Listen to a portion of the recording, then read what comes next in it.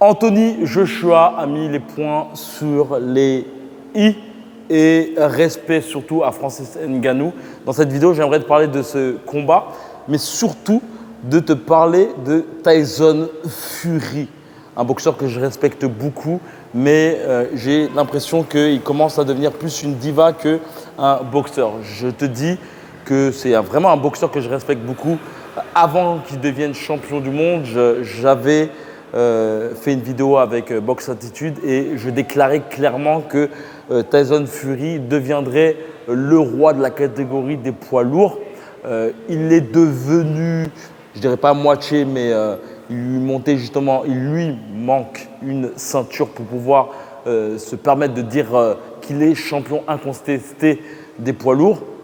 Mais en tout cas, pour ce combat entre Francis Ngannou et Anthony Joshua, Anthony Joshua justement a fait du sale, a fait de la boxe très simple, efficace et surtout percutante. Très intéressant d'ailleurs, suis attentivement cette vidéo car je te mettrai un cours que je fais actuellement avec Alex qui reste 10 jours à Rio de Janeiro en petit groupe. Là, il était tout seul parce que les autres étaient en mode repos et on a fait justement du sparring et de la patte d'ours. Et dans cette petite version de vidéo que je vais te montrer, je parle justement du combat entre Anthony Joshua et Francis Ngannou.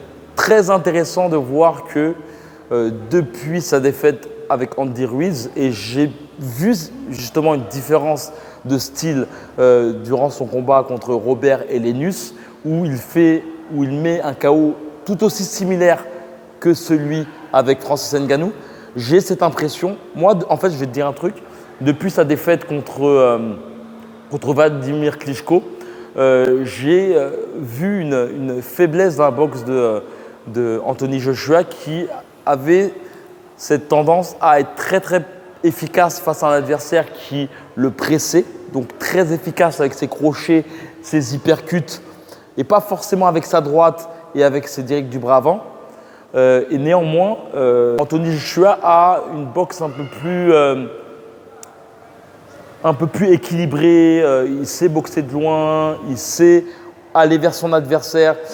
C'est très intéressant parce que le premier round entre Francis et Joshua, on peut s'apercevoir que Francis a ce côté, distance, contrôle de distance, essayer de chercher un faux de rythme, essayer justement aussi envoyer son bras avant pour ensuite envoyer des petits crochets, comme j'aime bien dire, les sortes de pattes de chat.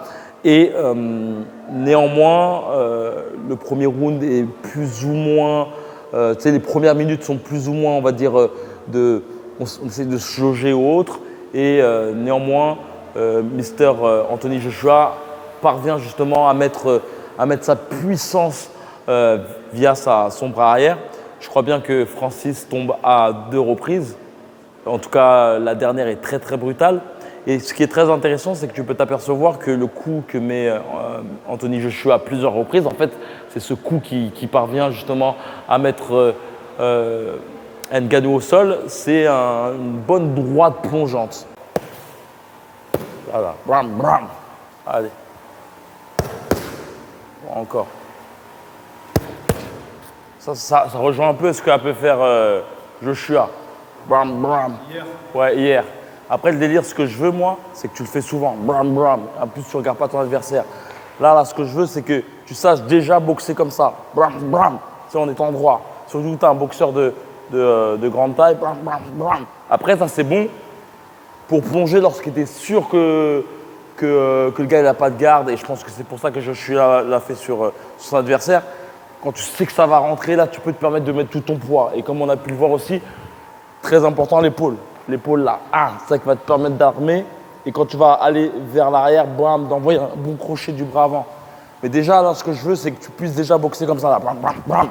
C'est quand tu es en mode, ton adversaire vient sur toi. Après, quand bam, tu l'as sonné 2 fois, 3 fois, tu peux te permettre de bien plonger. Après, possiblement faire un hypercut, bam, bam, pour la suite. Mais là, ce que je veux, là, c'est ça, là. Bam, bam. Bam. Ouais, ok. Épaule aussi, très important.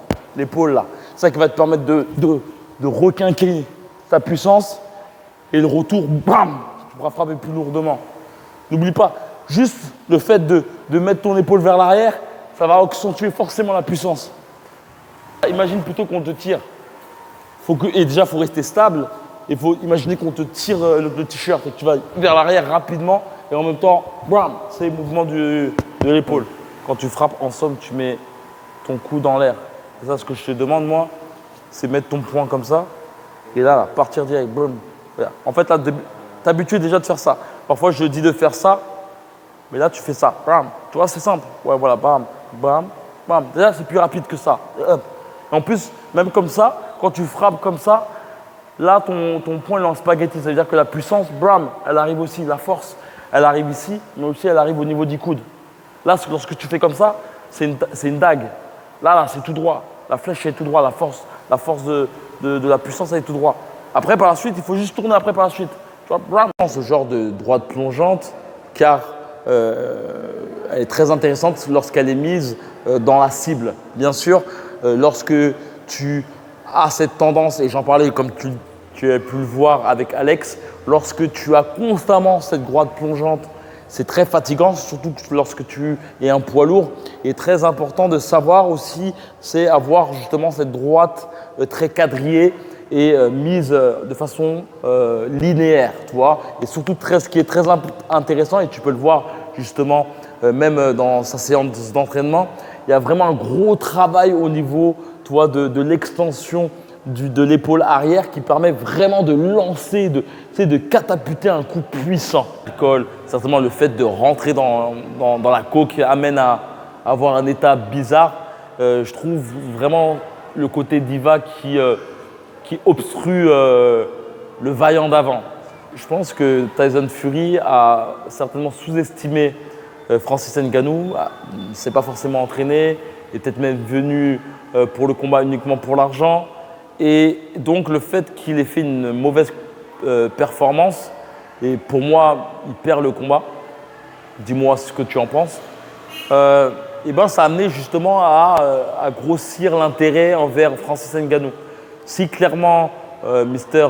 Tyson Fury avait fait une masterclass à Francis Ngannou, il n'y aurait pas forcément eu justement d'engouement autre. Après, comme je dis, j'ai un très grand respect pour Francis Ngannou. Très très bonne boxe pour un combattant de MMA. En tout cas, à ce niveau-là, je voulais te partager que ça.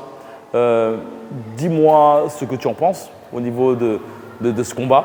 Je vais te dire qu'il y a un camp aussi de boxe qui aura lieu en avril. Si tu souhaites nous rejoindre, il suffit simplement de cliquer sur le premier lien. Et la chose que je vais te dire aussi, c'est que tu peux avoir plus d'informations aussi sur mon catalogue de programmes d'entraînement. Tout est dans la description, il suffit simplement de cliquer. Et voilà, comme d'habitude, que la boxe est avec toi. Ciao.